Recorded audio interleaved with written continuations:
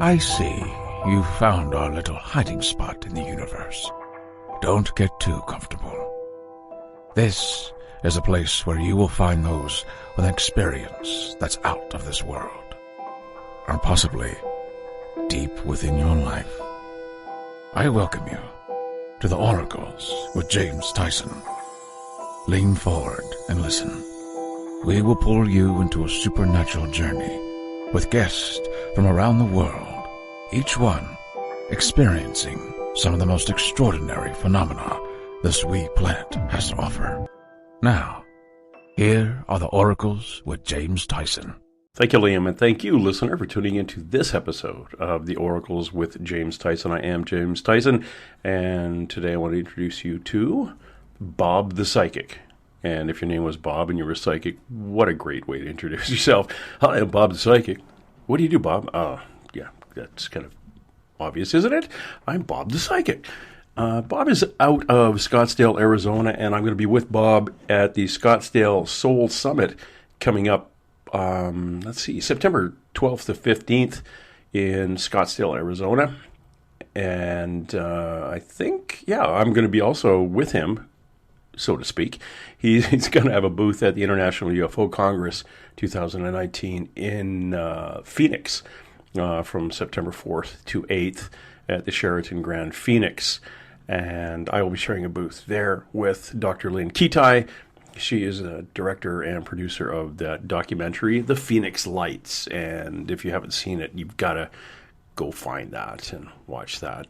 She is what I always say is the expert in covering the Phoenix Lights phenomena about 22 years ago or 23 years ago that traveled from around Sedona area right down into northern Mexico, witnessed by about 10% of the population of Arizona. And don't listen to people who say, oh, it's already been proven. Those were flares dropped by the military. It hasn't been proven. In fact, the military tried to reproduce it, and they couldn't do it. It didn't happen like the military would like you to say. And they kind of happy that we've kind of forgot about it. But it was a parade of various UFOs right up and down Arizona into Mexico. But back to Bob the Psychic. Again, he and I will be at the Soul Summit, Scottsdale at the Doubletree Resort by Hilton in North Scottsdale Road, Scottsdale, Arizona. And that's starting, I think, on the 12th, and it goes out to the 15th or 16th. So if you are in the Phoenix area, Scottsdale area, those weekends, please drop by to either the International UFO Congress, September 4th to the 8th, or after that, Soul Summit in Scottsdale, September 12th and on. You have to excuse me, I have a tickle in my throat. I got back from my long motorcycle ride from Vancouver, British Columbia to Sturgis, South Dakota, and many, many places in between, and got a bit of a cold crossing over a very large mountain pass from Montana into Wyoming to Yellowstone National Park, or Jellystone. Had fun with a few herds of bison popping around and deer and the cantaloupe playing, running back and forth across the roads in front of our motorcycles in the middle of the night. Started our trip, I think it was 90 degrees that day, went down to 42 degrees on the top of the mountain and picked up into the high 60s before we hit a place called Red Lodge, where a nice man let us live in a vacant double-wide trailer because there was no accommodation in town. So Bob, the Psychic, is kind of a cool guy. He is one of us, and when I say one of us, he's one of these people that found his ability or had it pointed out to him at a later age. His was about 8 years ago. From then, he's just ascended and accelerated, and things are coming and going. And if you want to follow along at home, go to bobthepsychic.com. His website, bobthepsychic.com. You can see what events he's doing. And if you really want to look into his background, Google him and read his reviews. He is the real thing, or I wouldn't have had him on the show and wouldn't have been so nice to him. He is a real psychic and really does connect. So what we're going to talk about tonight is his ability, when it first clicked in, and how he's been dealing with it, and the types of people that he runs into, and the types of readings he does. We're going to compare notes on when mine kicked in a few years ago, and kind of similar to him as at an older age, at a very old age, this stuff kicks in, and what we've been doing with it, what we're finding works and doesn't work with reading of people, and how we see things and how we get the information and how it's passed on. So it's a bit of a dig into how a psychic works. And what's kind of cool about this is Bob lived 50 years as a quote-unquote normal guy, your basic empath. And then this thing was pointed out to him, and he started reading tarot cards, and stuff has just accelerated from there. He is one of the, I could say, one of the real psychics. He's not a gypsy kind of trying to take money from you. He worked on one of those psychic lines where you have to be tested to be a psychic. So someone phones up and you have to give them a reading. So you better know their great-grandfather's name was Bob or John or whatever, and they were in the Royal Navy or something like that. But, something where information was only going to be known for the person calling up to the psychic. So there's no way he's going to know who the person is calling in or anything about them. And then providing information that only that person would have known. And it's not a cold reading. It's not all guesswork. It's literally, I'm identifying the person standing beside you. They're holding up a sign saying their name is this, or, it's pretty basic. It's not all woo-woo and questions and answers. There's a guy here who says his name is Bob or Robert, and he was in the Royal Navy. Does that resonate with you at all? And if the guy says, well, no, that doesn't mean anything to me at all, then, the psychic may or may not be just kind of twiddling and screwing around with him. So, he passed the test and went off to do psychic work over the phone, and is now doing it kind of as it's his main job.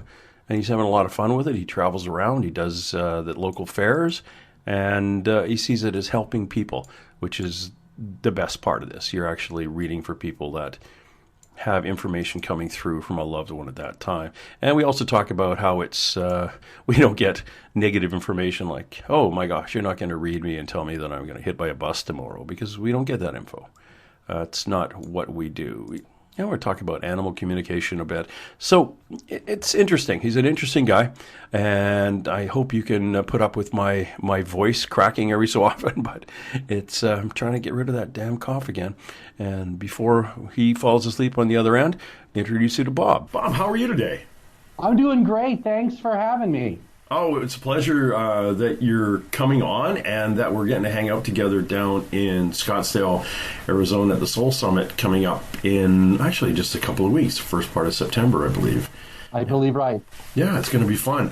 Now you're out of Scottsdale, are you? Yes. I live in North Scottsdale, yes. North Scottsdale. Oh, so the cold, snowy side of Scottsdale. Correct. And today, today we're going to set a heat record outside. I think it's going to be 115, so I got to go get a jacket before I, leave. Oh my gosh. Well, it's only bad for a few days of the year, but in the wintertime when you're digging out snow, it'll be 70 out there. It'll be beautiful. I'll be sure and call you. Yes, well, I live in the lower left side of Canada, so we don't dig out once. Oh, you don't dig out over there? Okay. We just shovel rain here. That's why we live in a rainforest. It's beautifully green, and there's a reason for that. Hey, now you've been doing this whole, I was going to call it woo-woo because that's how my friends and I refer to each other as woo-woo people. You've been involved in this for a living for a few years now, but when did this start? When did you wake up one day and say, oh crap, I can see things?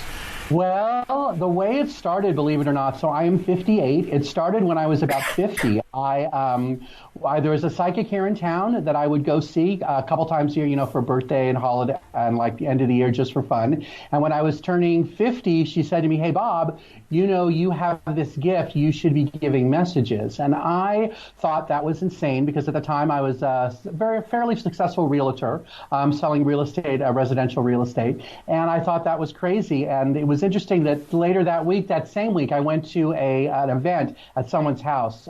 She's a medium, and she was talking to people on the other side, and all the people there were talking about learning how to read tarot cards. And I thought to myself, well, this is weird because Brenda told me I was supposed to do this, and now I'm at an event 3 days later, and everyone's talking about it. So I thought, all right, there must be something to this. So I went home and I Googled learn how to read tarot cards, and I found a class or something by Doreen Virtue. She does, she makes angel cards, and she has a program to become a certified angel card reader. And I thought, well, for $30 or whatever it was at the time, I think it was 30.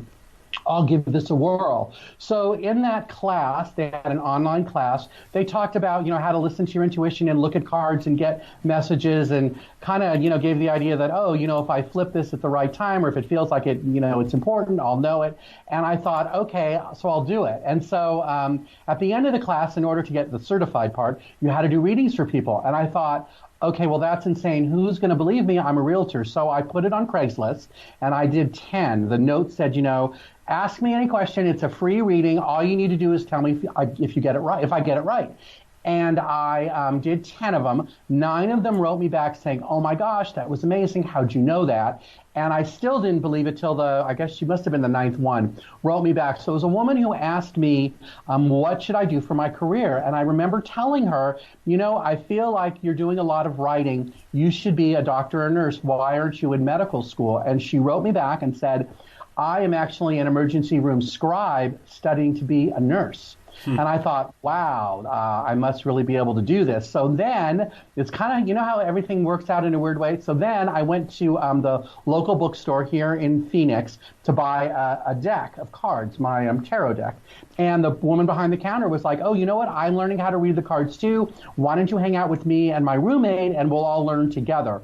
Well, that's kind of how that started. So one thing led to another, and within 2 months, I was doing my first psychic fair, and then I got chosen to read at the Renaissance Festival. And so it just kind of opened up very slowly but surely. And now, for the last 3 years, I actually quit my real estate job, and now I do this full time because I found that giving the messages and helping people answer questions about their lives the unique way that I get the messages was way more fulfilling than anything else I ever did.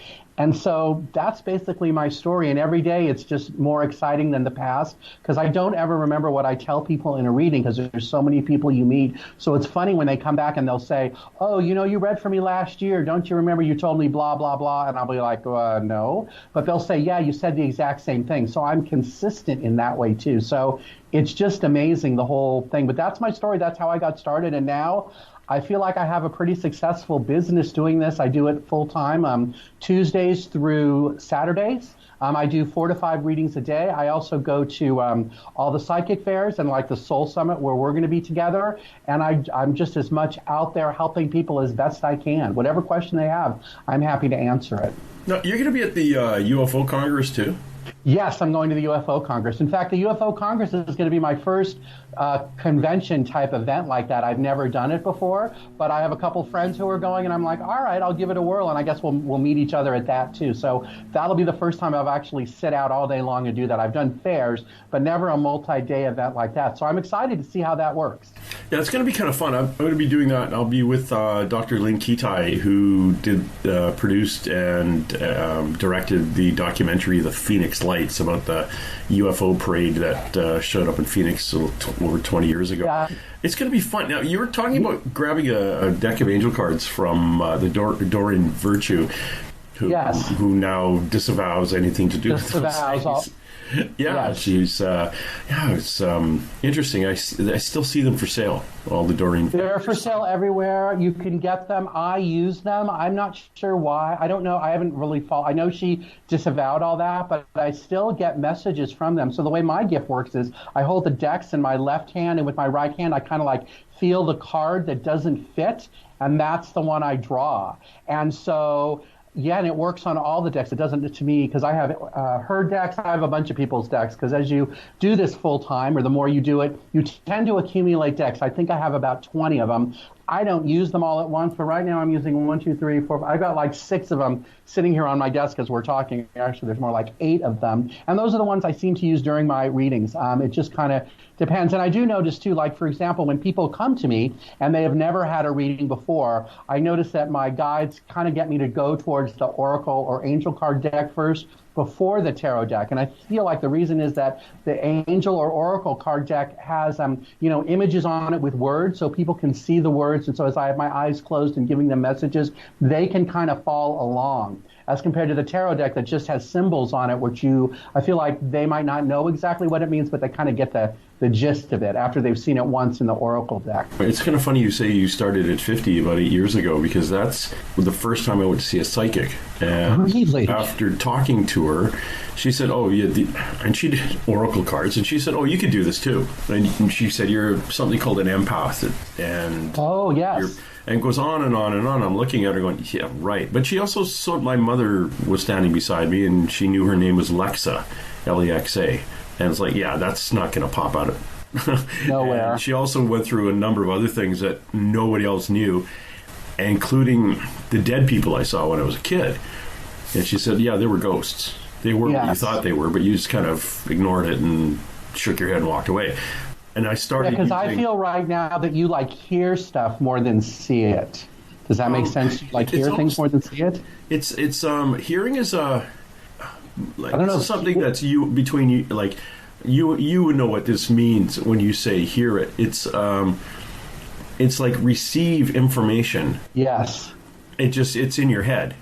Yes, that's how my gift works. And yes, I do a thing called, I've moved on from, well, I can still do the Oracle cards. Actually, I took a course in it, and I was, a friend of mine who was a policeman, too. I got her to pull out a bunch of business cards, and we just flipped them, put 7 of them down, and I had her flip them over, and I flipped them over looking at the white side of them, and I gave her a complete reading. And then I realized I'm just focusing. That's all it really is. So now I call it stand-up readings. Once I can look at somebody and all of a sudden a family member comes in to their left and starts, passing information on. And I see it like you would remember a kid you went to high school with in your head. Mm-hmm. They're there, but, in various types of clothing and things. And I get hand signals, but then I get information just flies through my head. So, I guess it is hearing it, but not audible. Kind of thing. Right. It's just information coming in. And it's, hold on a second, I'm coughing. I'm going to cough again. I'm sorry. Yeah, it is very interesting, I guess, the best way of putting it, because it's been going on since 2012, November 2012 for me. And things have ascended. Every couple of years I get more, something new has been given to me.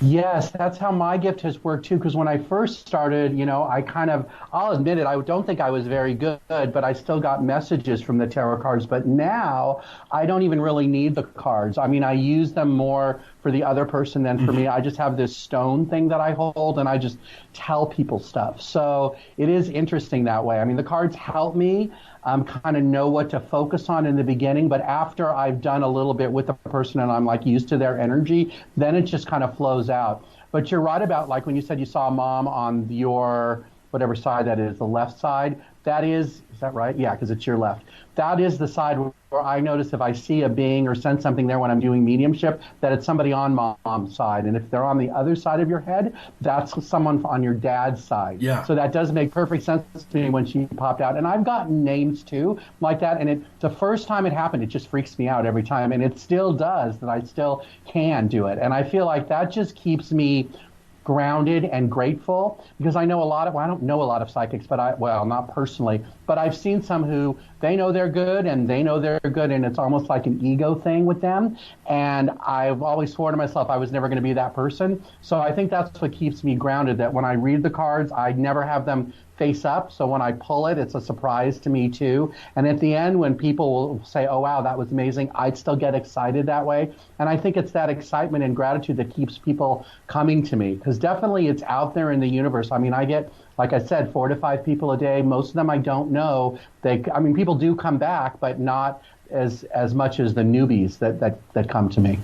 my friend Marianne Morgan, who is Nancy Reagan's psychic, she'll do one reading, and it's good for 3 to 5 years. Wow. Yeah. Okay. But mind you, she's kind of freaky. She'll also tell you the cause and the date of your death. Oh, wow. Yeah, I don't want to know. I don't want to know. I've had people, it's interesting about that. I've had people ask me, and usually sometimes I've heard like dates. I haven't heard causes unless they ask me, like specifically ask me, then I'll hear it. But I never give that information because I usually say when they ask, I'm like, I don't want to say. I said because then I usually say I don't know. But the reason I don't do it is because I feel like if I tell someone, oh, you're going to, die at 40, well, then you're going to manifest that and get hit by a bus, whether it was right or not. And what if I am wrong and you're at 39, you've, given everything away and you don't pass away, then you're kind of in a worse spot. So on that's just, I don't know that that's my ego doing it, but I usually decline answering that one. It's kind of like, it's not your ego. I think you've been guided not to answer that. My friends who've been doing this for a while, and they used to do it over Skype, like we're talking right now, video-wise, they will not want to look at the person because they'll find the person may end up, they'll say something, and they'll look at the person they're doing a reading for, and the person may kind of do a head turn or something, and they're thinking, oh my gosh, did I say something wrong? And they start overthinking, where if it's not, they'll just keep going, and they will not answer questions of, well, is this, I'm seeing somebody, is he the one? Well, right. if you say yes, then maybe that person is not going to try as hard to keep that relationship going, and that person is going to break away or go somewhere else. It's that you're opening up. Whereas, am I going to get the job that I applied for? And you kind of think, okay, yeah, I see you getting that job. Okay, then I'm not going to try as hard to get it because, I'm not going to really worry about going to the interviews on time or doing a good job because it's a game. I have answered those for. It's interesting that you brought that up too. So one of the things I do, I read with my eyes closed. Yes. And I think, and then I use it, and I would tell people the reason I do is that way it helps me concentrate on the message. But I also know it's so that I can't read stuff off people, because one of my favorite things is, when you're done, like with a little bit of a card spread, and then you open your eyes or you look up at the person, the look on their face of, oh my gosh, how'd you know that? To me, that's the best part, because that's how I know I'm making a difference. So my running joke, or one of the ones I have, is I make somebody cry every day. And I feel like the crying is about an acknowledgement that they needed, admitting something that, they needed to know or first notice. So I usually tell people in the beginning, that I do make people cry. So if you feel like you need to, it's okay to let it out. Because at the beginning, the first few times it happened, I was like freaking out about it. And then I realized, no, it's actually something positive. So if they came to my home, I know people at home can't see this, but on my desk, I have a big box of Kleenex just in case, because I know I make people cry all the time. I've found that, it can make people cry, and I also will sometimes cry myself. Where I'll be getting information about something, and all of a sudden my chest will kind of swell up a bit. Like I'd get, my heart would start beating, and I'm trying to understand why I'm getting these physical, I don't want to say ailments, but I'm getting a physical clue from the person. Yeah, I think that's our empathic thing, because even I get that all the time. Like, for example, today I was doing Facebook Live, and I got to someone, and all of a sudden I really felt like I needed to, throw up. Like, I was really, feeling sick to my stomach. And I said to them on Facebook Live, I'm like, are you feeling sick to your stomach or really nervous? Because I'm really feeling it. And then I gave them a message, and then as soon as I moved on to the next person, all the symptoms went away. So I think that is our empathic thing. And it is, when it comes on, it's pretty strong like that. And I'm not sure, some people have told me how to block it, put a notepad over your stomach or something like that to kind of block the energy, but that usually doesn't seem to work. I've tried that before, so I get that whole empath thing, especially if someone is in angst. I can feel it. I've never cried before, but usually my symptoms are just very much sick to my stomach or getting a strong headache. That's interesting. it's a learning experience for me every time I do it. We're talking to Bob the Psychic. He is out of Scottsdale, Arizona. You can go to his website, scottsdalepsychic.com. And bobthepsychic.com. Yeah, it's easy to remember that. Yeah, bobthepsychic.com. You can book an appointment through him or on the website and poke around and see all the different events he's coming up to. And he is going to be at the Soul Summit with me coming up in the September in Scottsdale, Arizona. I think it's at the Doubletree Inn. I believe that's right, yes. On North Scottsdale. And then we're going to be at the International UFO Congress in Phoenix the following week. And in between, I'm going up to Sedona to see UFOs and then down to Tombstone, Arizona, where a friend Have you done the UFO thing before? Have you seen them before? I went up I there. did too. Yeah. It was fascinating. And, I always thought, well, there has to be. But after seeing them up there, I totally believe it. I mean, we went, and the one I did it, it was great. The most interesting thing that happened after that is, so, when you get, I guess, around that energy, it affects electronics a lot. So I had a Prius at the time, and the next day after I went up there, my Prius battery, I blew out the battery, the big battery that runs the car. They had to replace it. And the car had, I guess, 10 years, about 100,000 miles on it. The batteries are warranted up to that, but they're supposed to last longer. But I just thought that was fascinating that I went the night before, watch UFOs and do that. But we saw them in the sky, and they give you, laser beams, like the laser lights to point at them. Laser pointers, Yeah, it was great. I'd highly recommend that to anyone. If you're not a believer, just go with an open mind, because when you see it, you'll be like, okay, that can't be a satellite, and it's surely not an airplane. And the way they scoot around in the sky, and the woman we were with, she started flashing her light at one of them, and it flashed back. Yeah, Melinda Leslie. I don't remember her name, but she must be the one. She's done it for many, many years, and I'm thinking that's got to be who I went with. Melinda Leslie does it out of Sedona, and she hands out the little laser pointers. You shoot at, if you see one, you point it out to the rest of the crew with the vision. Right, yes. You look at it, and you hit it 3 times, pause, 3 times, pause, and then she calls it powering up, and it gets about 10 times brighter. It's like they're flashing their high beams back at us. Yes. And satellites don't travel in groups of 3 and 4 and 5, and you can't launch satellites to do that. Yeah. And and of course the military aircraft had those strobe lights, so we saw some of those. And this commercial aircraft have the red and white light and travel a lot slower than these do. And there's only, I think, 10 real satellites in that airspace for every 2 hours up there. So it was fascinating. I really came away enlightened. But then again, someone else said, well, do you think they could be government experimental or are they really ETs? So okay, great. Now we've got another whole thing to go think about. Yeah, so that's going to do that. And then down to Tombstone, Arizona, where a friend of mine has a store in the last remaining morgue down there, which is really, really active. So I like going down there. But it's going to be fun. It's going to be fun to go hang out with you and watch you make people cry. So that'll be fun. Yes, because I have to make at least 1 or 2 people cry a day while I'm there, so we'll see how that goes. Hey, do you ever get something that people call a psychic hangover? Do you get like headaches after doing readings? I don't get headaches, but I get exhausted, like physically and mentally exhausted. So like after I've done a fair, I do notice when my energy is really good and the fair is really good. If it starts at 9 and ends at 5, people will show up starting about 10, and I won't even get up out of my chair till 5 o'clock. When it's over, it's just constant. And then the next day, it needs to be very quiet because I'm just exhausted, and I just kind of lay on my couch, and my dog lays on top of me like she's trying to recharge me too. My little dachshund. Yeah.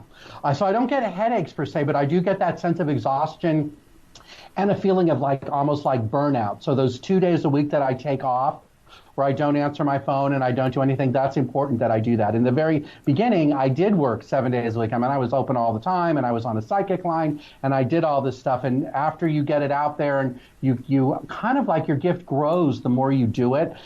As that started happening, then I realized, no, I really need to take that time off to recharge. And that's what I feel like is the most important thing for me. So yes, I do get something, but not exactly headaches. What would you recommend? Like you said, you worked on a psychic line. What's it like working on a psychic line? What kind of So I work. clients? Yeah, it was. Well, here's what I've noticed. So when I first started, I charged a lot less than what I charge now, because that was kind of like what I've heard that people like. So I'll just say it. I used to charge $1 a minute plus $10. So a 30-minute reading was $40, and an hour was 70. I think it was 70. So what I noticed when I first started, the people at different price ranges, you get like different kinds of people. Not that there's any bad. There's no judgment here. It's just interesting. So the people that I get now, because I charge more, seem to be more, they're like more grounded, and I feel like they believe more because they're willing to pay for it in a way. I don't even know if that makes sense, but for example, I totally know what you mean. Yeah. Yeah, because so I charge right now $150 an hour, which is up, $30 from when I started or whatever it was.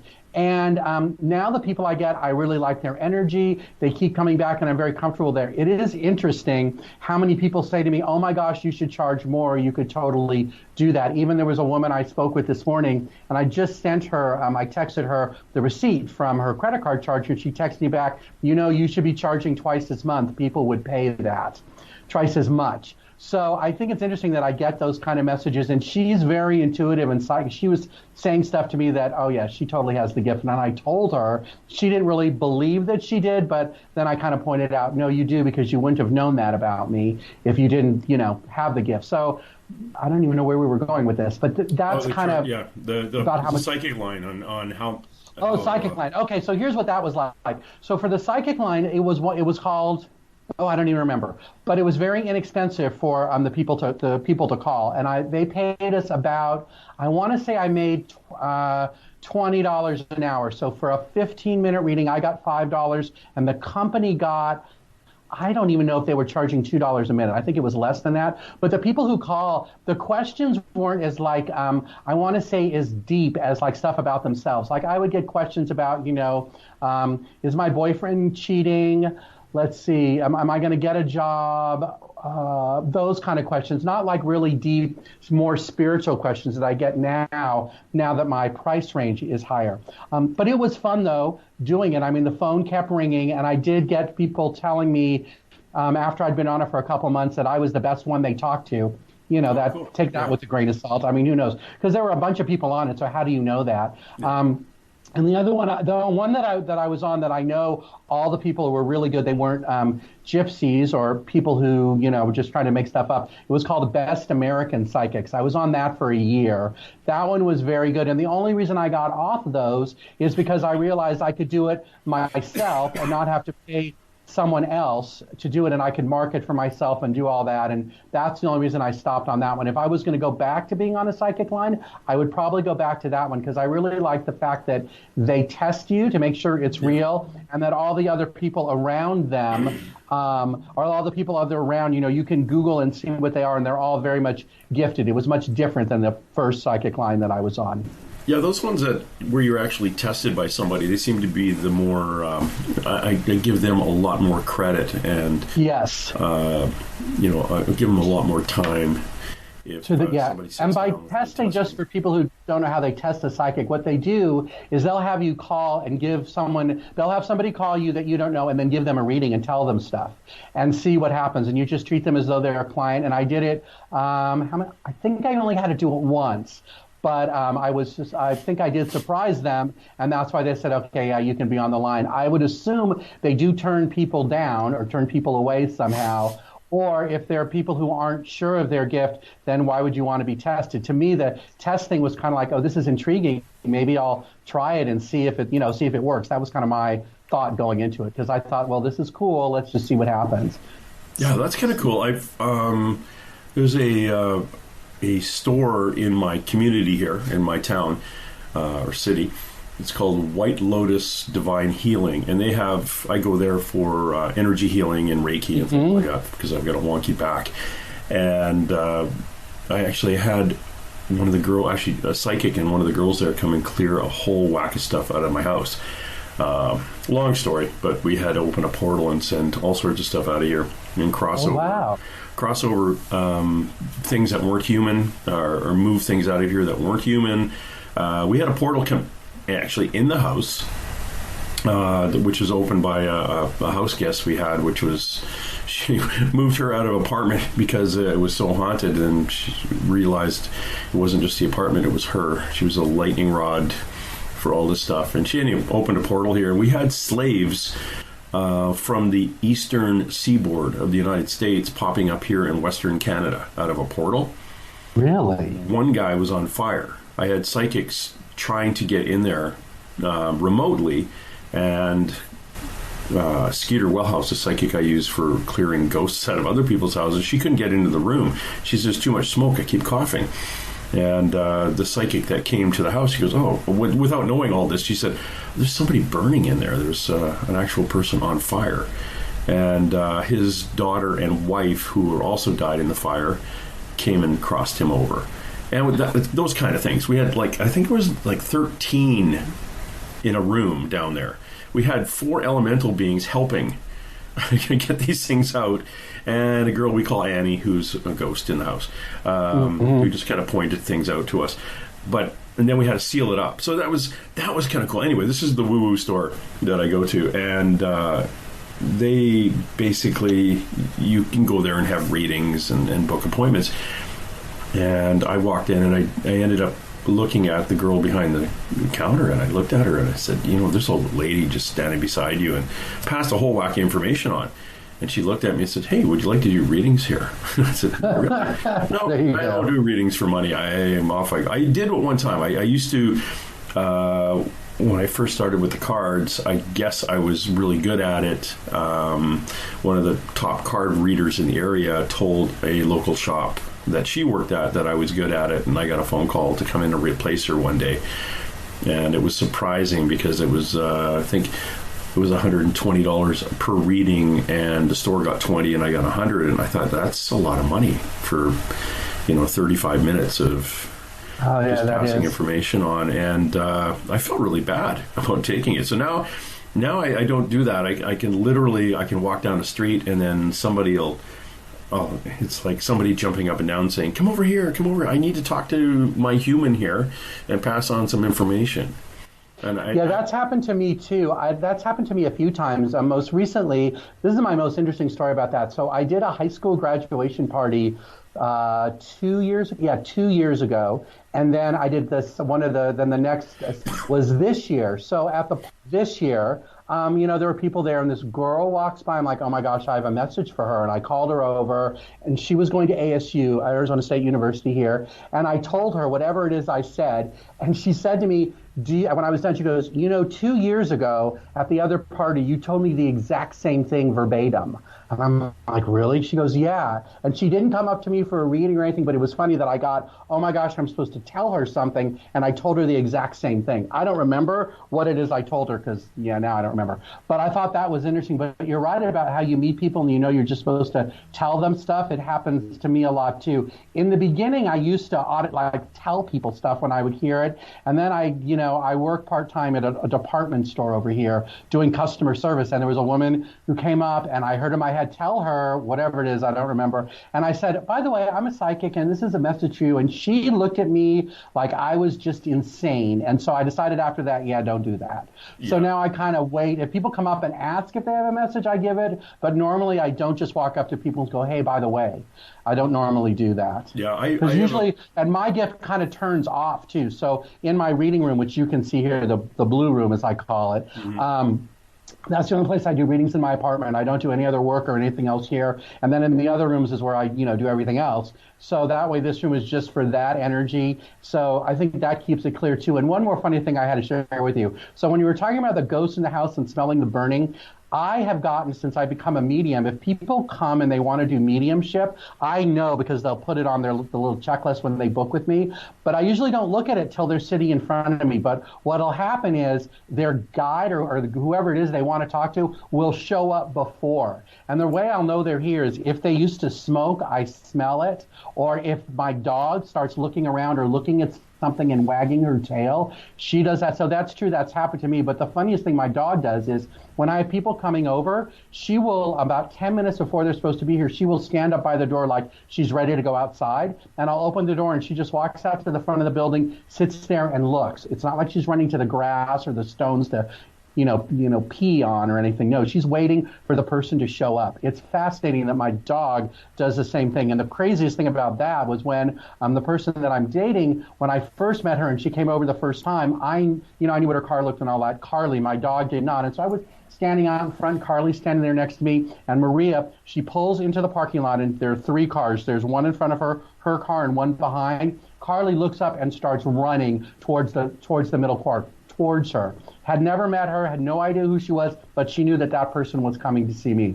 That happens all the time. So does that happen with your dog too? Does your dog know? No, my dog kind of looks at me and just shakes his head and walks away. No, my dog is very friendly that way. She'll look at walls and wag her tail and kind of look at me and stuff. And when I'm doing mediumship, sometimes because she usually sits she's right over here on the ground sleeping. If I just start doing mediumship, she'll get up and walk out of the room because sometimes she doesn't like it. And then when I'm done, she comes back in. It's crazy. It's crazy. I've got to ask you something. The room that you're in, that you do readings in, you call the blue room. Is that only because it's got blue paint? Yes, that's the main reason. And the blue was chosen by another psychic friend who's kind of like a mentor to me. Okay. And so we picked the color blue, which we got, and then we charged it, put our energy into it, and then we painted the walls. And so I had to get permission from the apartment complex to do it, but that way this room is totally different, and so the energy in here is very blue and calming. A lot of people say they feel like they're at a psychic store when they're in here because I have candles and stones and stuff like that, but they feel very calm in here, and I try to make sure that I sage it every night and all that so it's clear. Mm-hmm. And so this is my peaceful room that I come in here. And it's interesting too, when my dog comes in here, she always goes to sleep, so she very much likes sitting here because right now she's over there snoring. The reason I asked, because over time in the last, since 2012, and we've been, myself and a psychic named Skeeter Wellhouse, have been interviewing dead people, which is kind of... wow. So if you have let's say you've been seeing a lady upstairs in a blue dress, and what I do is, and I was a policeman for 28 years, so in Canada here, so I would phone you, or you'd phone me, and we'd talk about it, and I'd interview you and kind of get a determination if, okay, this sounds legit. Then we'd bring the psychic in on a third line, and she would take a deep breath and show up in your house. And then would just start identifying all the spirits in the house. Usually 3 or 4 from the neighborhood would show up, and she'd just get them to stay outside because they just wanted to cross over. They know she was coming, so they're going to wait. But I would interview them, and we got talking to dead people, not only those who hadn't crossed over, but the ones that have crossed. And the term blue room is a fascinating term because it's a part of it's what some individual deceased people call the place they go after you go to the light kind of thing, and you go to the blue room. The first part of the blue room is where you download your thread. So it's the negative one. So if I bullied you in grade school, I have to feel how you felt. And then if my bullying of you made you bully someone else, I have to feel how they felt, because we all had that thread. So I have to download all that negativity, accept it as mine, and then I get to go to the good side of the blue room where I get to download all the positive stuff. So if I open a door for you, which let you open a door for someone else and made you laugh or told you a joke and that joke went out, then I get to feel all that. So after we do our blue room, then we move on to the next part of the schooling you get when you're up there. But that, when you said the blue room, I was taken aback. I'm like, God, he's got a blue room? And we found that some of the times these blue rooms exist on Earth. One out here on the scene of it was a serial killer, killed somewhere between 50 and 70 people. Ooh, and the blue room actually is sitting on that ground, and the women are coming and going because it's very traumatic to go over a lot of the negative things they've done to other people. A lot of them are sex trade workers, and their threads connect to all sorts of negativity, so they can take a break and come back out. But they're protected by very angelic beings and elemental beings. So when the psychic went to that property, they stopped her at the property line and said, "Who are you?" And not the deceased, it was these angelic and elemental beings said, "Who are you and what are you doing here?" It's like, oh, wow. crap. Well, that's funny that you mentioned that about the room. So right now, so there's, one wall is the door, and then there's a wall with a window, and then two other walls. I've actually sat in 3 different positions in this room. So when I first started, I sat by the window, then I sat by the wall over there. Now I'm sitting on this side. And what's interesting, the place I'm sitting now, when I first got this apartment, the 2 psychic people would come here and say that there's a portal, and then right now it's right behind me. And it's funny that now I'm sitting in front of it, like the energy from it has helped guide me, because my gift has never been stronger or better since my desk where I sit moved to this kind of corner that I'm in now. So when you said about how people move around the room and get different stuff, yeah, that's what happened to me just in terms of my gift and readings in this room that I've done for people. That's really interesting. Now, when you say the corner or the portal is behind you, it's obviously a positive energy push from the corner through you and then into the client, who would either be sitting in front of you or on the phone or Zoom or connected. So there's it's a straight line. Correct. Yeah. You're just dots in that line that are coming through. That's very, very interesting. Yeah. Which direction is the corner facing? That would be northeast. Northeast. So if you're in Scottsdale, and you're North Scottsdale facing northeast, yeah, you're going out to some pretty cool. What's that giant crater out there? Oh, meteor crater. Yeah, that's northeast. That's northeast of here. Yeah, that's out by Flagstaff, north of here. That would be north and slightly east of here. Yes. Yeah, that would be. That's I was standing. And Sedona would be just straight north. Yeah, Winslow, Arizona. Yeah. That's interesting. Yeah, I didn't know that. And that's a huge. I'm losing my breath here. I got to rush. That's a huge energetic area going back, well, probably from the first time that meteor hit, but for the American Indian, the First Nations there, it's a very sacred, high vibration location. Yes. So it's kind of interesting that it's that's kind of an online with you. That corner of the room where you are, where I am, and it just kind of continues up to the northeast, up into that area. Because when I started, my back was facing west, so I was when I started it was there, so I was facing south, then I faced east, and now my back faces northeast, so I'm facing southwest. But that is interesting that's the wall, though. You were talking about the wall.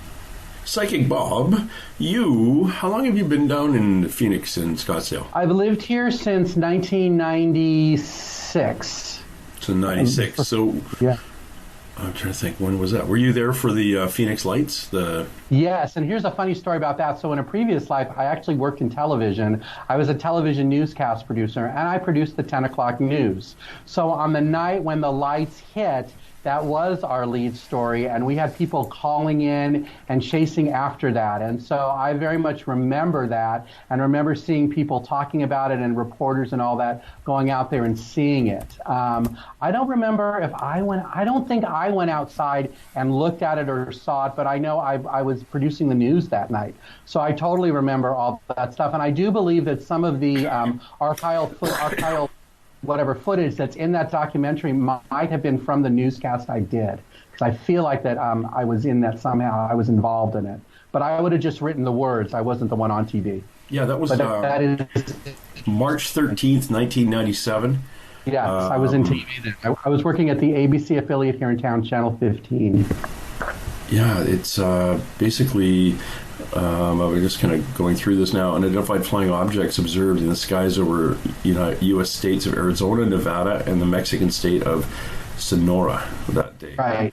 And the excuse, I want to say that the arm or whatever the Air Force gave, that it was flares from Luke Air Force Base. Yeah. I don't think so. It just doesn't make sense, because the thing was so big and it was blocking the sky. It couldn't have been flares. It had to have been something else. Not sure exactly what, but I feel like, no, it was something else. Oh, yeah, I got the chills on that, yeah. Yeah, there were 2 events. It was actually kind of funny. Dr. Lynn talks about one night where nothing was really reported, and it was a similar event that she was a witness to and some other people were. And then the next day or 2 days later was the big event, and when she called up the Air Force Base, they said, Oh, that was just flares. Or we don't have any record of it. And then she called back a week later. Oh, no, those are flares. And she said, for which night? Both nights? And they kind of said, what? Yeah. You mean there was, oh, crap. Yeah, I guess there would be 2 nights we did. Yeah, right, sure you did. They tried to reenact it. And the flares did not. They just did like flares do. They just went on parachutes, and they weren't stuck in a V formation as they flew. They were all over the place. Right. So, right. And you get the debunkers saying, well, it's already been proved. It was all flares. We know that. No, it wasn't, you bozos. Yeah, it's kind of interesting. Well, I feel like you just have to be open to it. I mean, I don't know that we're ever really going to know what it was, but I feel like you just have to be open to it. And for people who are not believers, hey, if you want to have some fun, go to Sedona and go on the UFO tour thing. And you can walk away going, oh, no, it was airplanes. Believe whatever you want, but at least you'll see the things that both you and I have already seen, watching them fly around and flash. And just, yeah, those are not aircraft. There's just no way it could have been. Yeah, and to actually interact with them. I was watching them, and Melinda Leslie, whose tour I was on, she pointed out if you went up on a 40-degree angle over a geological feature, she said, I was told a bunch of people from NASA had come up and said, look over there, there's a portal there. And she said, a portal? Oh, she pointed that out to us. I remember she said, yes, if you watch them, they will all end up going to that point in the sky. And they did. They disappear like into that. There's one, because she pointed it out, and I remember going, okay, that's crazy. But then you watch, you go, oh wow, no, that did happen. Yeah. It was very interesting. I was watching one by itself head there, and all of a sudden it powered up, so getting 10 times brighter. And another one, one just appeared from this portal area. So the one going towards it got about 10 times brighter, and the one coming out got about 10. It's like they're flashing their high beams at each other. Right. One coming out, one going in. So, yeah, I'm guessing those weren't satellites. No, I don't think so. Yeah. Because I've seen satellites go by. I mean, they're constant. They're not flashing. They're moving in a. Yeah, it's not the same. Yeah, it's just it's a different speed a lot of times too, and they don't travel in groups. Correct. Yeah. Because that would be awkward if honestly, unless the Russians or somebody are firing missiles, I think they're not going to travel in groups. We're talking to Bob the Psychic. Go to bobthepsychic.com and check out his website, or if you really want to get complicated, scottsdalepsychic.com. But bobthepsychic.com and see his events that are coming out. Check out your Bob's events now that I have your website up. And clicking on Bob's events, and look at you. You were at the Psychic Fair in July, and International UFO Congress, September 4th and 8th in Phoenix at the Sheraton Grand Phoenix. And I will be there too. But I'll be down around the corner with Dr. Lynn Kite from the Phoenix Lights. And then Bob and I will be sharing a booth at the Soul Summit in Scottsdale, September 12th.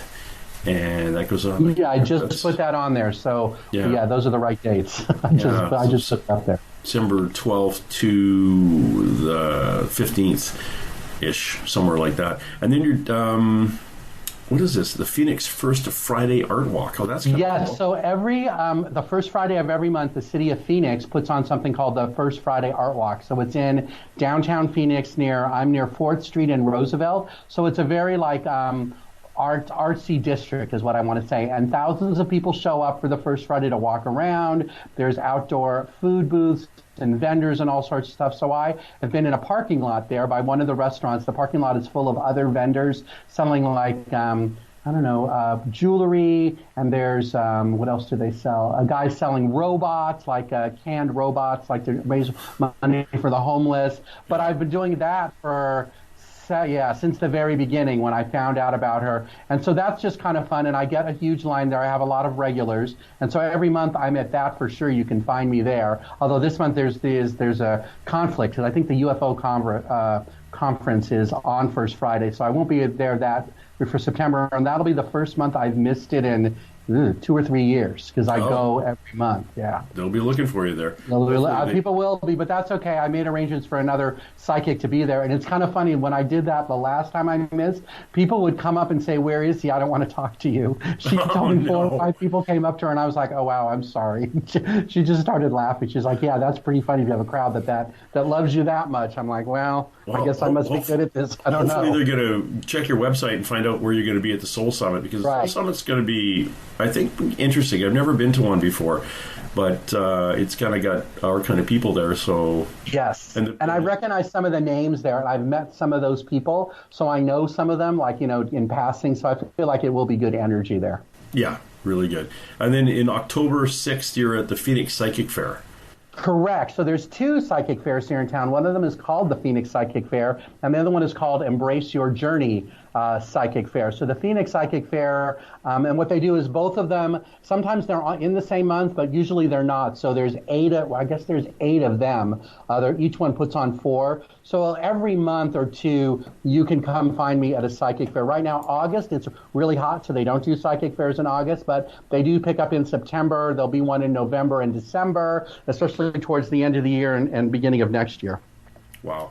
Yeah, I'm out there. I go to as much stuff as I can because I like to hang around people and, make them cry. That's kind of my it's like, it's like, we like making people cry. Hold on. Well, because they're having that release and and some people have even come to me at events saying, I only came to see you. I'm not even going to walk around anyone else, because usually I'll go, oh, if you like this reading, and I'll point out a couple other people because I feel like that's just part of it. Like, okay, I gave you some abundance. I know those 2 people over there are good. You want to talk to someone else? Try that. So we kind of all share. There's a group of 4 or 5 of us, and we kind of, refer people all around. Like the way you met me, the person who referred you to me, I've referred people to her. So it's been all around that way.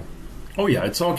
It's kind of funny. It's like we're all telephone operators, and yes, we all have some people have better lines and better communication than others, but it's if you do recommend somebody to go to another person, it's because I think that is the reason they're supposed to go to the other person. You just kind of fall down. I've given up ever being competitive or this kind of. No, it's like if I don't get something, it's like no, you're not. Some people will come to me and say, "Could you give me a reading?" And I'll look at them and go, "No, I can't. I can't." And it's nothing personal, but it's not your time. Right, and that's funny you bring that up. I have turned people away too, or they'll come to my apartment. That happened. It's happened twice here, where someone came to the apartment, and as soon as they walk in, I got, I'm not supposed to read. So I usually tell them, my guys are saying I'm not the right one. Let me give you the name of somebody else. The other thing that happens at fairs that cracks me up, and I bet this has happened to you too. So someone will go to another psychic first, and then they'll come sit at my table, and I'll tell them whatever, and they'll say, wow, that last psychic told me the exact same thing. And I usually laugh and say, well, we all have the earphones in our ears so we can hear everybody. But of course, that's not true. But it is interesting that when you tell people stuff and they say the last psychic told them the same thing. To me, that's interesting. And I usually say, well, that must really be a message for you that you're really supposed to hear if I said it to or if they said it to. So that's interesting. Like you just think of it as you've just been hit over the head with a mallet. So take the message, quit shopping, and carry on. Go for it. Yeah, we used to have a live internet radio show, and every second Sunday was an episode called Two Mediums and a Large. And I was Oh, that's cute, yes. And people would call in from all over the world, and some would call in, and, very rarely you get somebody, and the psychics would be doing a reading, and, you kind of go for that or confirmation kind of set. It's like, does this mean anything to you, or does this resonate with you? And you get somebody saying, no, that's not me. No, this doesn't happen. And the psychic would then start sending me text messages saying, this person's lying, and I don't want to read them anymore. It's like they just don't want to hear. They're literally wanting good information about a relationship, the color paint for the walls or something. And if they're not getting that, then they don't want to play. What I've noticed about that, so all of my readings, I tell people, so I record them. So if they call me on the phone, I use a Google line and I record it, and then I send them a link to the file. But if they come see me in person, or if it's over Zoom, I let them record it on their phone or whatever. And I tell them the reason we're recording it is because not only does the information come out fast, but I say, if it doesn't make sense when I first say it, come back to it in 2 or 3 weeks and see if it makes sense then. Because what I found in the very beginning, when people would say, yeah, that doesn't make sense, they would call me and say, oh, when I went home and listened to it again, I realized I know what you were talking about. So like you were just saying, when the person says, no, I don't get it, well, chances are you're just not ready to hear it, or you're just not there yet, or whatever that is, but it probably does make sense, because I've never had one where they say, no, it doesn't make sense, and then when I say, well, go home and listen to it, and if it still doesn't, let me know. No, they turn around and say, no, it did make sense after they reconsidered it or got it into a different place type thing. Yeah, that's interesting. That's what I found too. It's basically, if it's not resonating with them at the time, I say just file that away. Right. This is just the information I'm getting, and if I overthink it, it's kind of awkward too. If I'm getting information and I'm getting information from the human guide that's standing beside them. I call them human guides because it's my impression that they're the in-between of the spirit guides, which I can't see. Like other people can. I think I communicate with spirit guides when I do my oracle cards. I get that information directly from them.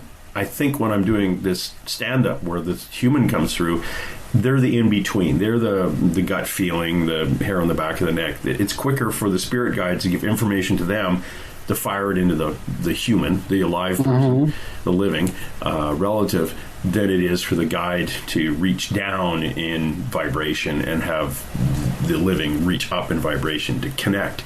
Unless you're all Buddhist monks, you're gonna have that human guide beside you. And I say I'm getting visuals or information, and sometimes I'm saying things, and if they ask me 2 minutes later what I said, I have no idea. Oh, that happens all the time. Because it just goes through me. I'm just the medium, I guess it is, the conduit. So I don't know. So I said, please record this, or make notes, or have another person standing there, transcribing this, because when I do medium, I don't know what's going. I don't know what's said. I have the same thing. So when I do mediumship or channeling, I tell people, okay, so I'm going to do it. I have no idea what I'm going to say, and I won't remember at the end. But I know I always say, does this make sense? Do you have another question? Because it's like they're checking to make sure the message isn't out of left field. And then when I come back, whatever that's like, I have no idea. That happens 100% of the time, where people say, well, don't you remember telling me this? I'm like, no. It's very interesting. Bob, have you ever communicated with a pet? Yes, my dog talks to me all the time. And I've even communicated, this is going to sound crazy, but I feel like I've communicated with cockroaches once. Because a friend of mine's house seems to have them around, and she was like, okay, we need to make them go away. So I was in her house. I'm like, well, let me see if I can talk to them. And she said I did, because I know I started channeling, because I don't remember what I said. And she said that they told her where they were coming up from or how they were getting into her home. And she went there and saw it and made a change there and blocked it, and they stopped coming in. So yes, I have channeled with dog. My dog talks to me all the time, but the cockroach thing, that was actually just something I thought was hilarious, but I did get stuff on that. But I've heard my dog talk to me, and then also other friends of mine who I have an energy healer who comes over, who also my dog talks to, and she'll say, oh yeah, Carly just said, whatever. I'm like, oh yeah, she told me that yesterday. So it's interesting that, yeah. That's crazy. It's not, I shouldn't say crazy. It's interesting. I was doing my oracle cards, and for some reason I wanted to always do 5-card spreads, but the very first time I did it, instead of saying 5, the word 7 came out of my mouth. I went, oh, okay, I guess that's what I'm supposed to do. And a couple of times on the second card, I was getting information from your dead cat saying, oh wow, and I did this on my card reading course. One of the people also, were reading for each other, and I flipped over and I said, this is really weird. I've got this chubby black and white cat wanting you to take your present cat to the vet. And the lady looked at me very seriously and she said, well, we're doing drywall and it's been coughing, so we think maybe that's what it is. And I said, I don't know. So she ends up taking the cat to the vet. Yes, it was drywall dust, but, you haven't seen your cat for a while, and take a blood sample. The kidneys were shutting down.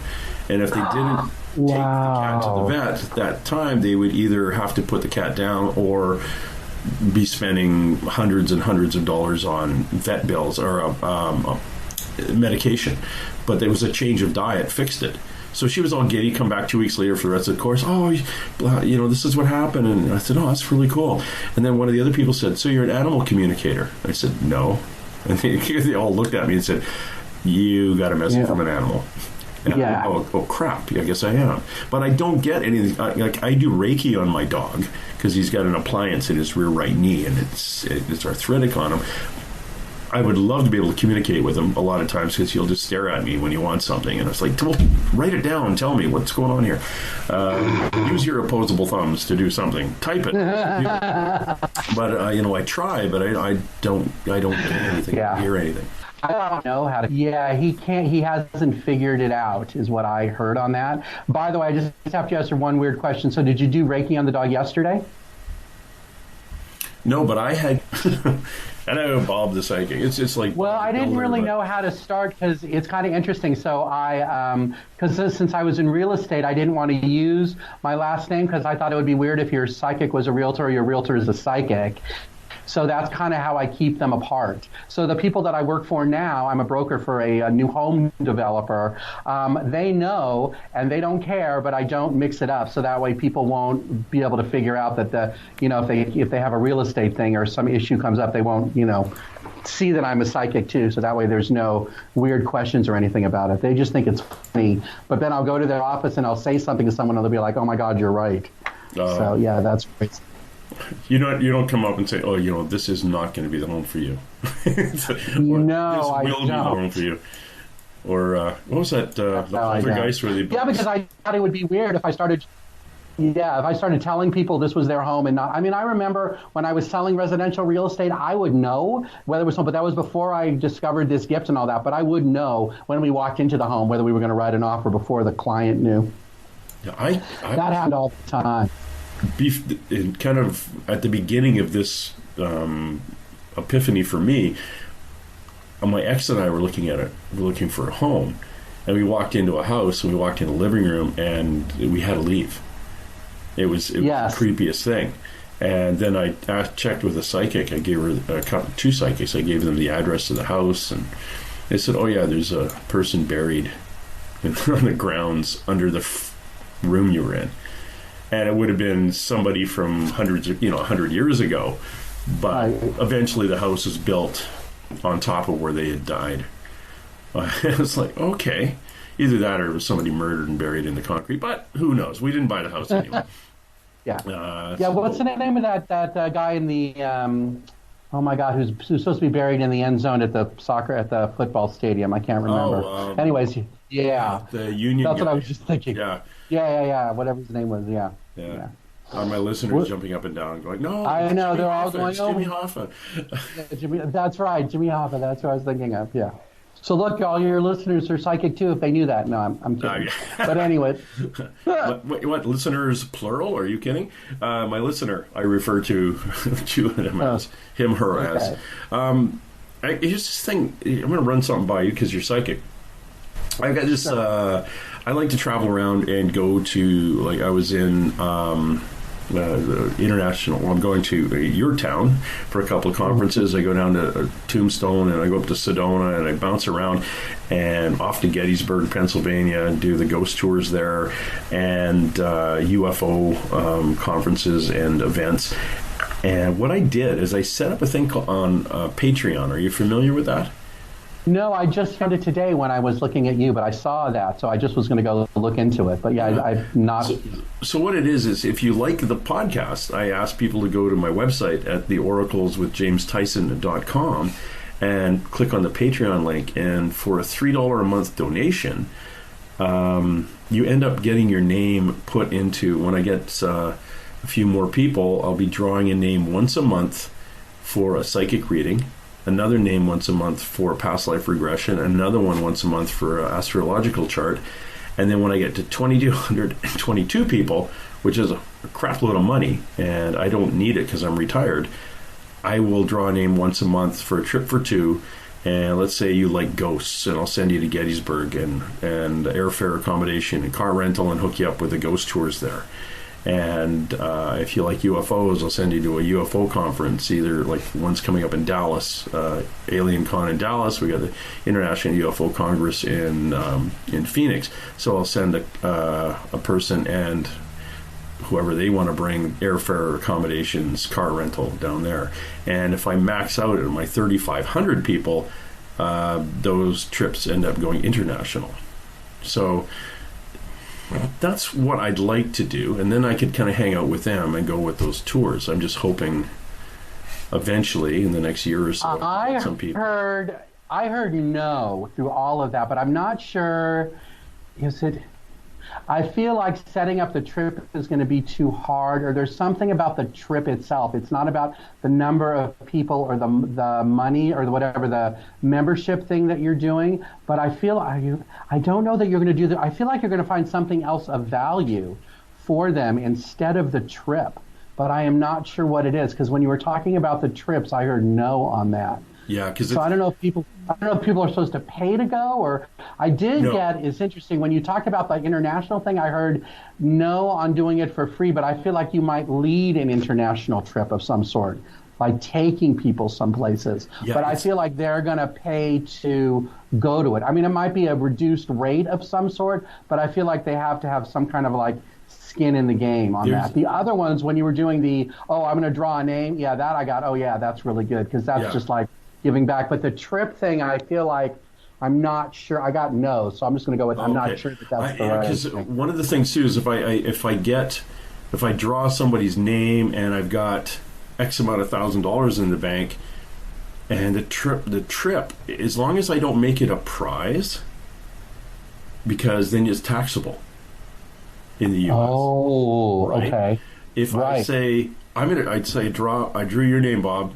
And I'm going to Gettysburg, and you want to come? I've got an extra 2 tickets, and that's the way.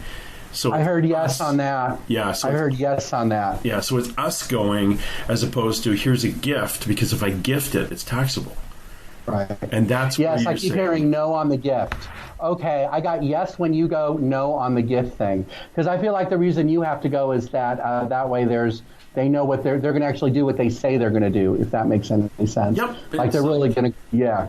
Yeah, so I'm not gonna send somebody to Gettysburg that I've never met, and they end up tearing up the Airbnb and turning it into a brothel for a weekend without me. There you go. Yes, no, you're not gonna do that. So there'll be because most of the people who sign up are going to be woo-woo people anyway. They're going to be normal podcasting kind of people, and especially if you go to international trips, you're not going to end up having a convict who was paying the $3 a month to listen to it. So I've got to get them out of jail just for a couple of weeks. Plus the international trips, I'm paying for the airfare, or we are paying for the airfare. So if you want to instead of being there for a week in Glasgow in a haunted castle, change your return date to whatever you want. I'm just covering your airfare. I get a yes on that. That feels like it, and then they're paying for the accommodations or some portion of the accommodations. Yeah, after the week that I paid for, they can tour Europe and come back whenever they want. Right. What the heck, you're in Europe. It's like, or Australia, you go down there, somebody from Australia coming to the United States. So anyway, that's the plan. That's what I got going. That's about as big as my commercial gets for what I'm doing. If anybody wants to jump in and donate their latte money for a month. There you go. Some people they say, I'll do a reading for them and say, I should pay you. And I said, no, I don't want to be paid. And they say, well, we got to give you something. I said, okay, how about $36? What? In $3 a month increments for a year. There you go. Right, there you go. So sign up onto that. So it's kind of fun. When you travel, or do you travel to do your work, or you basically stay in the Phoenix, Scottsdale area? I basically stay here, but I know that I'm going to be traveling. No, I heard I'm traveling later this year. I know I'm going to be traveling, but it hasn't happened yet. I do feel like, I keep getting later this year. I feel like later this year I'm going to do it, but no, I haven't really done it yet. I did go to one fair in Los Angeles. It wasn't a good fair and it wasn't successful, and I would not do that again. So I'm hesitant to do that, but I feel like I'm going to be traveling sometime soon, because a lot of it, when you travel, there's the hotel charge and getting there and all that, and I kind of like to, don't like to have all those expenses on top of everything else and then start to do readings to catch up, so at least you break even. Oh, very cool. I've got, I was a part of a number of paranormal groups that, of course, when I first got pointed out I could do this, the psychic signed me up to a couple of groups, going out on paranormal investigations and things and talking to dead people. I found them very, I didn't like it because, hey, look, we found a dead person and they're talking to us. How about we go get a whole bunch of other people to come over and poke at the dead person instead of trying to help them cross? Have you ever been asked to come along on a paranormal investigation? No, not yet, no. But it is interesting, though. So there's a television show on the Travel Channel called Dead Files. And Yes. I don't know if you've ever watched that or not. So It's the only one I watch. She's amazing. That show Amy. is just amazing, but I can't watch it anymore, and here's why. So it happened, the first time I kind of I noticed that whatever spirit she was talking to, I was sometimes feeling, I was with Marie and she said, I started channeling that person and started saying stuff and sounding like Amy without realizing it. And then I realized, well, maybe I shouldn't watch this show because somehow they're coming through the TV on me. And then the last time I watched it, so the show had just started and she was talking about wherever they were going. And I felt something like tapping my knee, like it wanted to talk to me. And I turned to Maria, I'm like, that thing on the TV is trying to talk to me. We need to turn it off. And so I've never watched it since then. But it is interesting that whatever it was, and that's recent. I mean, that was within the last 2 or 3 months. But in the beginning, I mean, I watched it all the time with her. But now we can't watch it because every time we do, it's like whatever the ghost she's talking to suddenly appears and wants to be around me or talk through me. And I'm like, no, I'm not interested in that. Like letting them. But when it started kicking my knee, I was like, that was just weird. Yeah, that is kind of crazy. Amy is, I like the show, first of all, because it's got a policeman in it who started off a neutral. And I don't think he's neutral anymore. It's like, oh. Probably not from all these things. Yeah, so, yeah. Yeah, and then Amy Allen, who is the psychic, and she's a friend of mine on social media. We talk all the time, and I can imagine the type of stuff she goes through. I'd love to talk to Amy because a number of things I want to talk to her about, and I'm going to ask you about these things. Is there are dead people who have crossed over, which is what you and I bump into all the time. And then there are the dead people who haven't crossed over, and then there are elemental beings, and there are all sorts of other things. Do you ever see any of the others, the elementals? Do you ever get them coming through, other than when they're a spirit guide? I feel like the answer to that is yes. That's interesting, but it's a recent phenomenon, like within the last week or so, because there was a couple days, it didn't happen last night, but the 2 nights before that, I saw like a white flash in like the left-hand side of my vision area twice while I was watching TV, and then when I went to bed that night, I saw some spirit or something floating around the room. Both nights, it looked like the same thing. It didn't come last night, but it came the 2 nights before that. So I feel like the answer is yes, if that was the first time I've ever seen it. And I'm kind of hoping it will come back because, I just got the chills, which means it probably will. So I can talk to it and see you try to communicate with it now that I know that it's real. Don't, and you probably already know this, but don't say, hey, I'd like you to come back.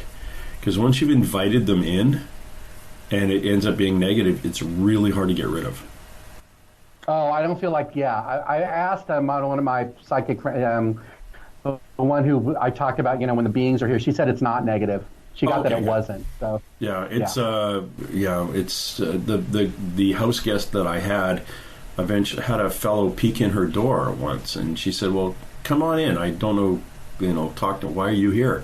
And to get rid of that, he used to crawl into bed with her and whisper in her ears all sorts of inappropriate things. Ooh, yeah, that's not good. And snore and touch her and things like that. To get rid of him after she invited him into the room was it was quite an event. It was actually a whole episode of one of my podcasts trying to get him to step back. He wouldn't cross over. He was too damaged.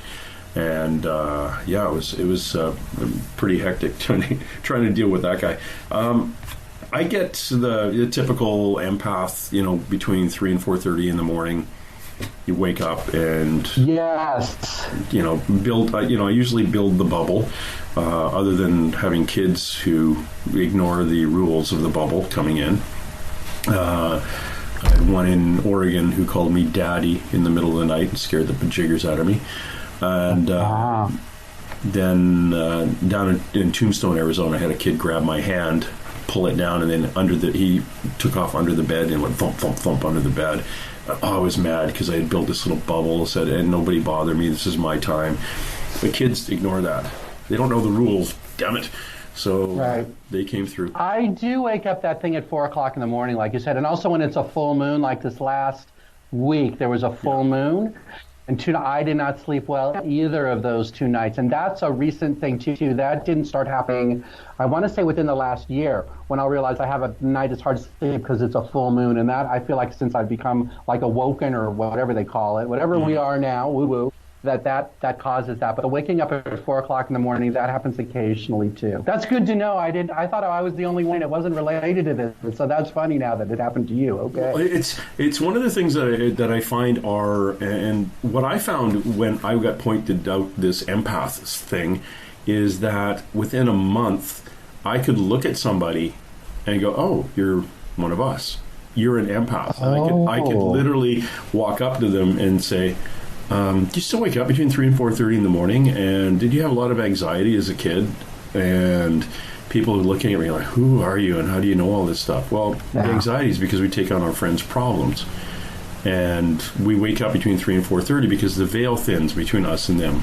At that time, all day long, they're tapping you on the shoulder saying, hey, Bob, can you help me? Can you help me? Can you help me? Right. Between 3 and 4:30, they're shaking your shoulder saying, Bob, can you help me? And you wake up and go, oh, gotta pee. That's what happens. Yeah, but we've been waking up, when we were little tiny kids, you'd wake up and see shadows in your room and just pull the sheets over your head and roll over and go, oh, I don't want to see those anymore. And eventually we blocked those out. But my gosh, it's like saying, did you know, and this is legit, Bob, 50% of the population only dream like you and I do twice in their life. 22 to 26% dream like us regularly. That is knowing you're dreaming while you're dreaming, which is the dictionary definition of a lucid dream. Knowing you're dreaming while you're in a dream. Okay. See, nobody's really can nail down and say, well, what percentage of the population are empathic or empaths or higher vibration? But there has been numerous studies on people who know they're dreaming while they're dreaming.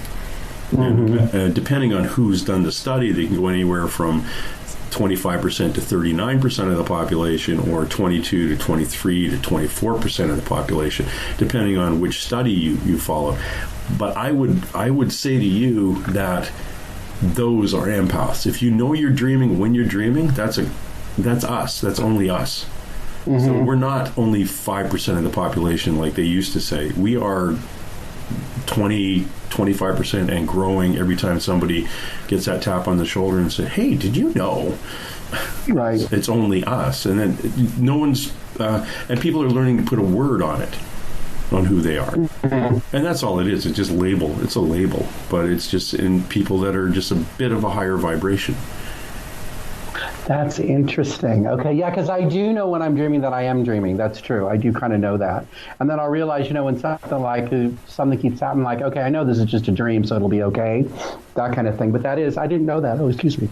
Yeah, I didn't know that. That's interesting. And when you were a kid, and this when we were a little more connected and a little less jaded, you could actually dream, get up, go to the bathroom, come back, and continue your dream. Oh, okay. I bet that is true. Yes. Because But as we continue to build that wall of science and religion and other stuff in our lives, we kind of get away from that connection to being able to control ourselves that well in our sleep state. But it's a lot of fun when sometimes I just think I need to get to bed early tonight because I want to dream about this. And then head off. I do like going to bed early. I am a good sleeper, as my ex-wife would say. So yes, yes, it would make her mad though, because there'd be like a pin drop a mile away, and she'd be up, and I'd be like snoring through it, and she would get all frustrated. It was kind of funny. I'm a better snorer than I am sleeper. Yeah. I was going to ask you about your ability to turn off your ability. How do you shut down? To be honest, I'm really not sure, because I know it does turn on during a reading, and when the reading's over, it does turn off. It seems to happen like all by itself, and I feel like maybe that's because I'm in this environment every time I do it. So when I'm here in my blue room, that's when I'm doing it. When I'm out there or somewhere else, I'm not. So I do feel like it does turn off, or maybe I just ignore it. I'm not really sure, because there's nothing physically that I do. I mean, I do a lot of taking deep breaths and grounding, relaxing, whatever, before before I do a reading. But at the end of it, I don't know, it just seems to stop. So I don't really have an answer for that one. Is there something that you physically do? Or because I know I disconnect from people once the reading is over, but I'm not really sure how I do it. I just know that happens. I'm hoping that I find myself unconsciously opening. I can consciously shut and I can consciously open. I imagine just a rose bud over my head and opening the rose up, and then I'm opening, making it back into a bud when I'm closed. But the number of times I do readings and actually open that up and then close it afterwards are very, very rare, because most of my readings are done when I'm standing in front of somebody and their relative comes through and says, hey, can you tell them about not to buy that car or something, or about the decision about school. I'm finding it awkward. I did lose all my guides took a step back, and all my abilities were shut down last November, end of October, and they didn't click back into the end of December because of the house that I had lived in had creeks running underneath it, and construction in the neighborhood had affected the way the creeks went. This is from a couple of psychics who had came to me pretty quickly saying, hey, you gotta watch out, because there are elemental beings that are really pissed in that neighborhood, and you're wide open, and they wanted to attach themselves to you and feed off this energy. And as a result of that, you've been completely shut down. All your abilities are stunted, and your guides have taken a step back, and you have a large elemental guide right now who's protecting you, and it's almost like a tree. It's all very tall and sharp. And I said, oh, that's kind of weird, because I realized I couldn't read anybody anymore. I couldn't turn that on, and that stayed until I moved to the new place where we didn't have that problem anymore. So that was interesting. That is interesting, yeah. Well, I do feel like, the gift changes, because sometimes, it'll be like, people will ask me a question and I don't really hear anything and I don't really know, and it's not working, so I'll usually say, yeah, I'm not getting anything on that. But I do feel like it turns on and off. I'm just not sure exactly how I do it. You might be just well protected. Your guides may just say, you know what, there's some crap coming along the road here, we're just going to turn him off or down and let it pass, and then crank it back up again when it's needed. Right. That could be, yeah. Because I do carry, like when I'm out in public, I have grounding stones and on my right pocket, and on my left side I have a pendulum that I keep in my pocket just to keep stuff off me, especially when I'm at like fairs and stuff. But like tonight, I'm going to go over to the department store I work for and just work there for a couple hours. And yeah, I have that because, I do customer service. So you're talking to a lot of people, and some of them I kind of know right away, oh, this is not a good guy or not a good person. And other ones I'm like, okay, no, they're okay. So, but I do definitely get that, just to be careful that way. It's amazing. It's our way of going through life is we've got to be conscious. We've got to be conscious of what we're doing and how we interact with others. on a different level than we did before we knew we had this thing. And in hindsight, going back, oh yeah, that's why, I gravitated into this career, or I stayed away from those kind of people, or I were attracted to that kind of person, or these lower vibration narcissistic people were attracted to me to kind of plug in and take my energy. It's in hindsight, you can look back and go, oh, that makes total sense now, why I kind of waddled through life in that way.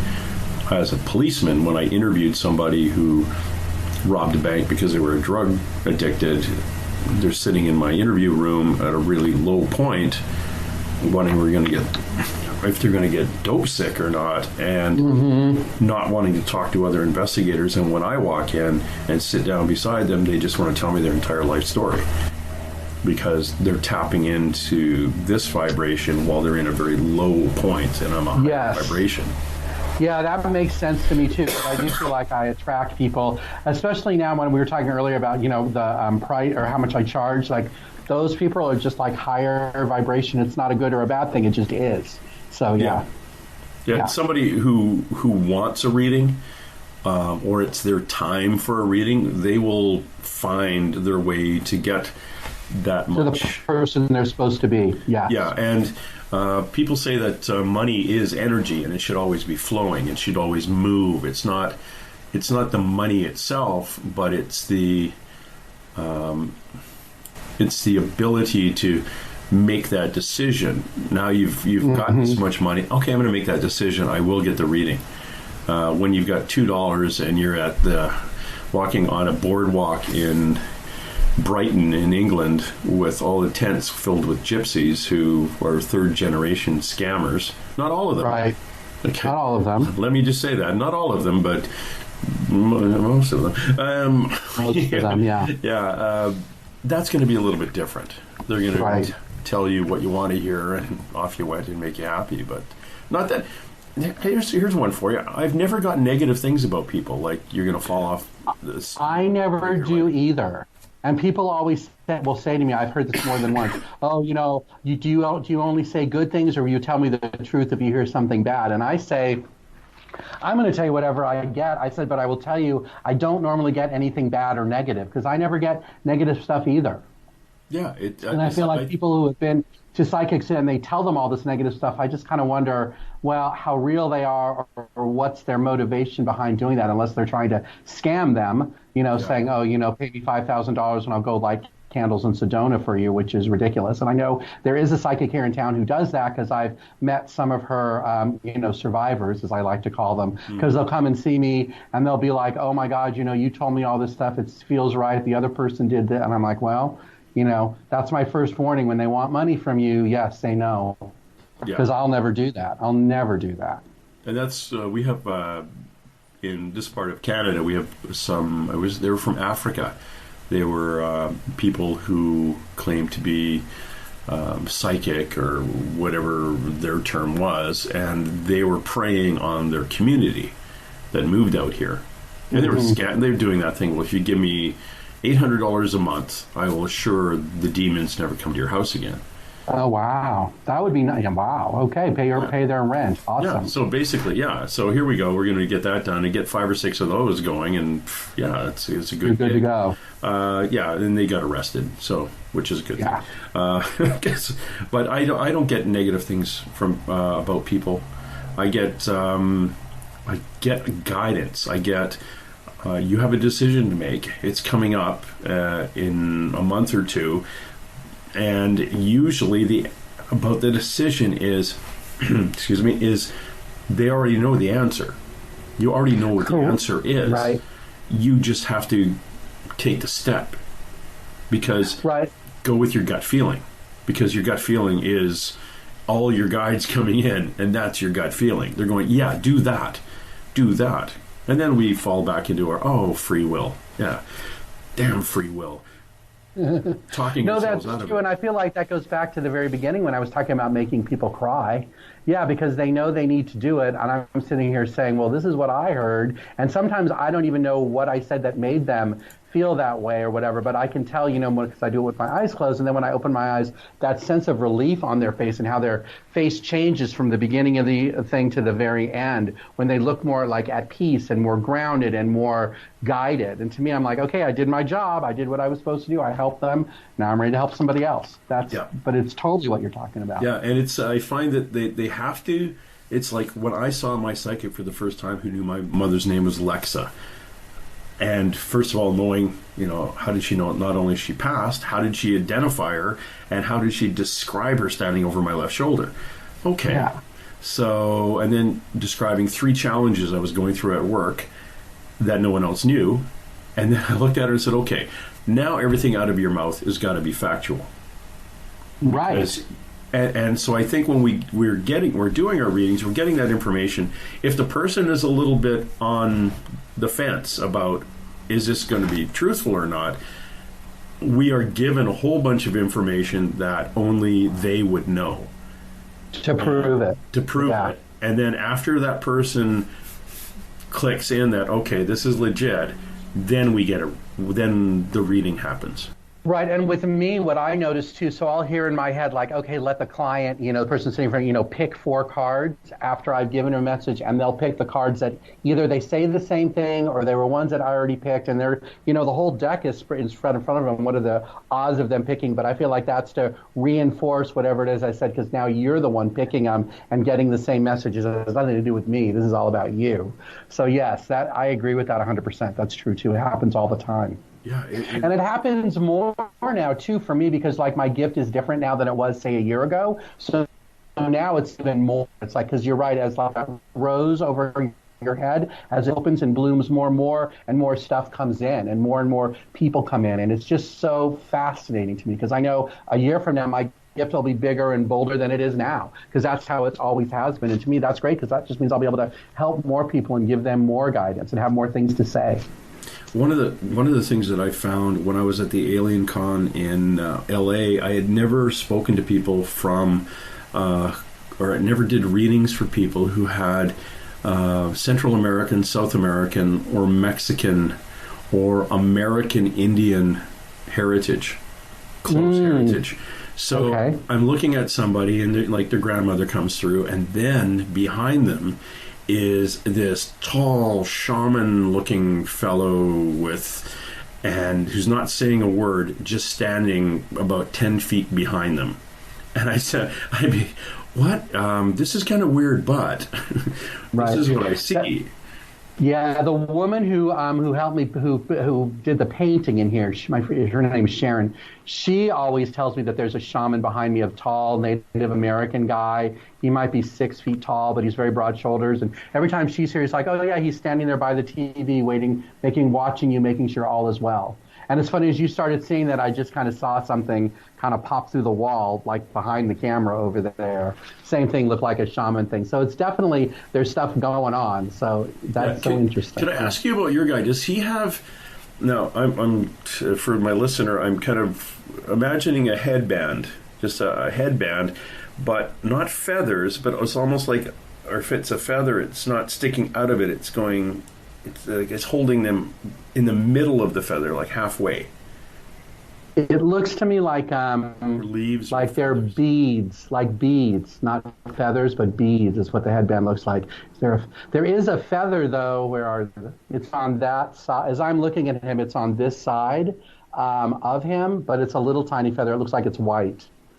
But that is interesting, though, because I do have over there a turkey feather that has that's been charged and stuff, and I have it on my little credenza thing over there, like to clear energy. But I feel like that's what my guide looks like. I've only seen him. Well, this is like the first time I've really seen him. Probably you helped me with that as an antenna, because I know I'm an antenna for some people too, because they'll call and I'll talk to them and they'll be like, they're getting all these messages and they'll say, oh yeah, I know I have a gift, but it's never been this loud before. Or even the woman that I'm dating, our antennas go between each other all the time. Like I'm an antenna for her, she's an antenna for me. It's very interesting when we start giving each other messages. It's crazy. But it's interesting. These shamans that I saw when I was talking to people, I think it was the same guy showed up 3 times on 3 different people, and he looked like he was more almost earlier than the 14 or 15, early than Europeans were in North America and South America, and he was more South American, but big, really big, and really big, broad-shouldered guy. Yeah. Yeah, he was a big guy. Didn't indicate anything. Not that he would say a word, but he would just stand and look. He was standing and looking. Yeah, that's what Sharon says. And standing and looking. What's Sharon's last name? Sharon Day? No. Okay, because I know Sharon Day. No. Sharon Day is a buddy of mine down in Scottsdale who's woo like us. And has been seeing dead things ever since she was a kid growing up. I don't know. Do you know Sharon Day? I don't think so, no. This is Sharon. I can't remember Sharon's last name, but it's not Day. Okay. Sharon grew up in West Virginia, I think, in the house she was raised in was a Civil War battlefield hospital for both sides as the battlement. Oh, wow. And she thought everybody had dead soldiers in their house walking around. Her bedroom floor had bloodstains on it from the Civil War, like into the wood. So yeah, she's very interesting, and UFO and big. Maybe she'll come to this thing. You can introduce her to me. That'd be awesome. So we're going to be at those two events here in town. Well, she better, but she's filming a TV series, I think. So okay. Some woo-woo TV series out there. But she's a Scottsdalian, very, very interesting lady. There's a lot of us out here. There's a whole psychic community. I mean, when you go to the fairs that I go to and you see the same faces, everybody in the room, it is interesting. Yeah, because everyone has their own gift and there's no competition. It's just everybody there to have a good time and help people. That's what I love about it. I like it because I like that area. I wish you had an ocean, but I guess we'll have to wait till the shit earthquake happens. comes. Yeah, I think they'll have the ocean because I miss being around. I recharge near moving water and old growth forests. So when I was a Mountie in the Royal Canadian Mounted Police, I was in the prairie provinces here, away from water and oceans. There's occasional creeks and stuff, and I didn't mind getting away and doing a little bit of fly fishing and things in the creek and relaxed. But not a lot of old growth forest where I was, and not near the ocean. So when I went back home to British Columbia and got down on the coast here, things just started happening and recharging. So it was a lot of fun to get back and growing a bit. Yeah, I like being around water and the ocean, the Caribbean. I've been to a few times. It's just nice being in it, and it is relaxing. Of course, I really haven't been back to it since this whole gift thing started, so it'd be interesting to see how it would be different now than it was before. But I would I've been to Hawaii a few times, and it was always very relaxing just to be around the water and listen to it and watch the fish. Yeah, it was great. I was at the Big Island of Hawaii a couple of months ago on the Dragonfly Ranch, and I was fascinated how they rounded up the dragonfly. I'm kidding.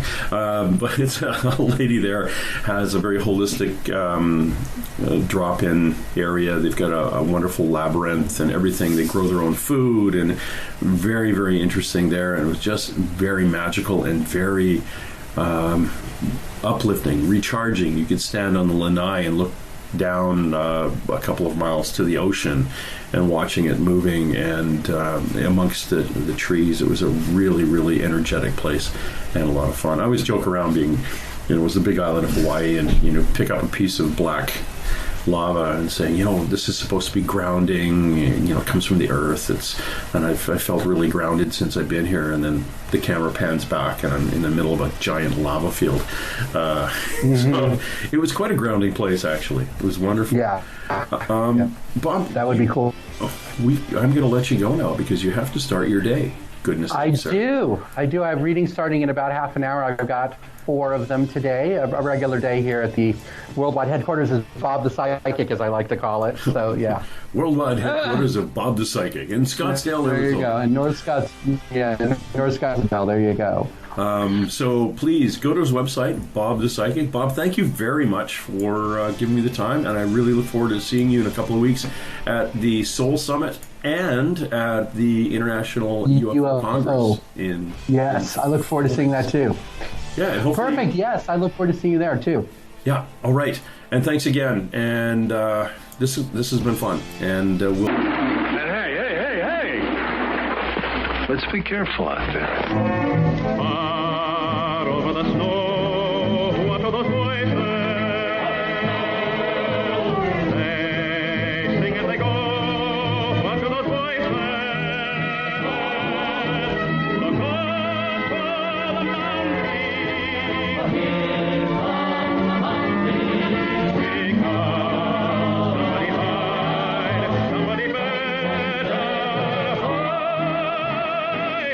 through the hail, like a pack of angry wolves on the trail. We are after you, dead or alive. We are out to get you, dead or alive. And forget yourself. If you're the one, better run away. Son, you are done. Throw your gun away. Here come the Mounties to get the man they're after now. Run through the hail like a pack of angry wolves on the trail. Dead or alive, we are out to get you, dead or alive. If you're the one, better run away. Son, you are done. Throw your gun away. Here come the Mounties to get the man they're after. No! I see dead people.